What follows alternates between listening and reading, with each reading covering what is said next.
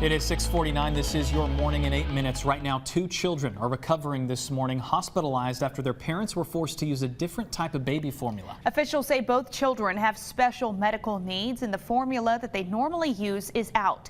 One child is preschool age, the other is a toddler. Doctors say their bodies could not tolerate the switch to a different formula.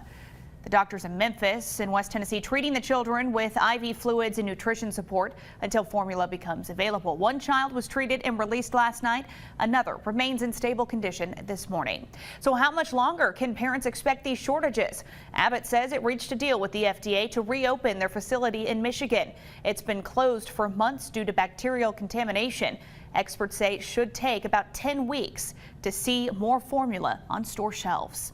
And the world's largest food and beverage company now pitching in to help. Right now, Nestle is loading up planes of formula in the Netherlands and Switzerland. They're headed to the U.S. And if you live within Knoxville city limits, your taxes are about to go up. Knoxville's budget is approved. That includes a property tax increase. That extra money will go towards pay increases for city employees. City Council passed the measure last night. With the approved change, the property tax in Knoxville will go up by 50 cents for every $100 your property is valued. The county will finish the reappraisals in August, so that number could go down. The approved budget covers over $434 million. Right now, a 12-year-old boy is missing. Police need your help to find him. They're looking for Brandon Schools. He was last seen on Monday on the 1000 block of Yadkin Street in Kingsport. Police say they do not suspect that foul play is involved. If you see him or know anything, please call police immediately. And right now, investigators in Roane County are waiting on autopsy results after they found 2 people dead inside of a home. Authorities are calling it a double homicide investigation. The county's chief deputy says they got a call saying someone was unresponsive at a home along Buck Creek Road in Kingston. Officers found 67-year-old Steve Groover and 62-year-old Cindy Scruggs locked inside. Both bodies were sent to Knoxville for an autopsy. We'll let you know as soon as we learn new details. Southbound lanes of I-75 in Loudoun County are back open this morning after this flipped truck shut down the interstate yesterday afternoon. Thankfully, the driver is okay. No one's hurt. And around the state this morning, for now, businesses in Tennessee no longer have to post a sign saying they allow transgender people to use the bathroom of their choice. A federal judge struck down the Tennessee law after the American Civil Liberties Union filed a lawsuit last year on behalf of some businesses. Under the law, businesses who allow transgender people to use the bathroom of their choice would have to post a notice in bold letters informing customers about it. It went into effect last July. The judge temporarily halted the state from enforcing the law, saying it violates First Amendment protections. Well, we are following election results around our area this morning in Kentucky. CBS News projects Charles Booker will win the Democratic Senate primary. He will square off against Republican Rand Paul in November's general election. The Bluegrass state has not elected a Democrat to the Senate since 1992. Covering your health this morning, the FDA is giving the green light for Pfizer's COVID booster shot for kids ages 5 to 11. Your child can now get a booster dose at least 5 months after their 2 primary vaccines. It now heads to the CDC for final approval. An independent committee will meet and vote on the matter tomorrow. And around the nation, authorities are still trying to figure out what led to a deadly supermarket shooting in Buffalo, New York. 10 people died. They're looking at the suspect's online activity, including posts indicating that he started planning the attack several months ago.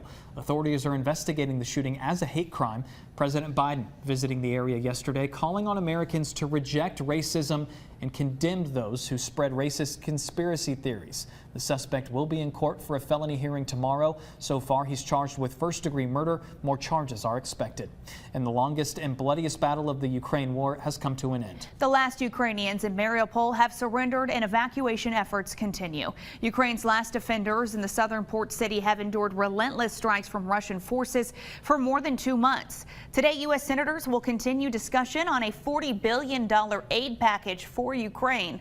The White House says they need a final vote by the end of the day tomorrow, as existing aid is set to run out. And a consumer alert for you this morning. There's concern of a possible diesel shortage on the East Coast this summer. Just this morning, AAA says we are hitting record highs for both diesel and unleaded.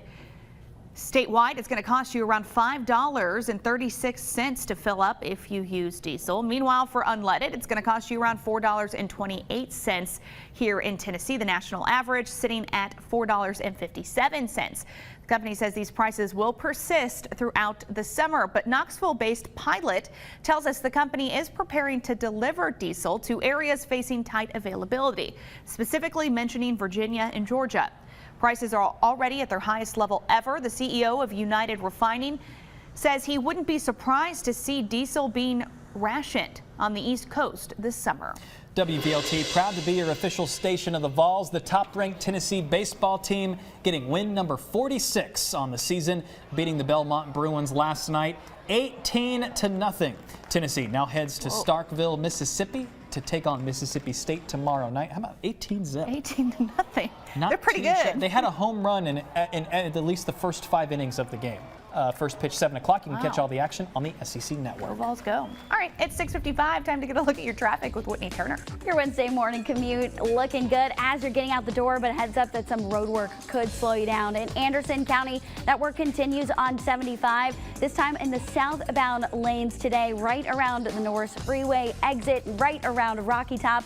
Those southbound lane closures begin at 9 a.m. That's going to wrap up at 3, but you can expect some delays if you are headed that way. Then in Sevier County, you've got some road work on I-40 westbound. This is right at the 407 exit. This is going to begin at 9 a.m. and go till 2 o'clock. You can expect some westbound lane closures there.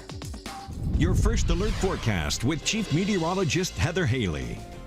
Almost 6:56 now. Again, when we look at some isolated to some scattered rain and storms, when I just map out tonight's rainfall, for example, you see how it just kind of clips the valley and plateau, and then there's a few streaks of some good moderate to heavy rainfall, and then we have a few more isolated storms even bubbling up tomorrow evening.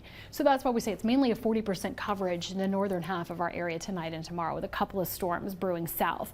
That does leave us with limited rainfall potential in the southern central valley, especially up onto the plateau. A couple of spots of better rainfall like Clark Range to Jamestown, but even then it's a 10th. Rocky Top 10th. Now we get closer to the Tennessee-Kentucky line, you can see some of those spikes of a quarter to an isolated half an inch cutting across the northern part of our area. So while we could have a couple of even some strong storms bubble up tomorrow, the key here is that we're not getting as many storms as you might hope for, even some rain on your lawn. This morning, we're coming back up a couple degrees now in Knoxville. It's 57, 52 Crossville, 50 Jellicoe.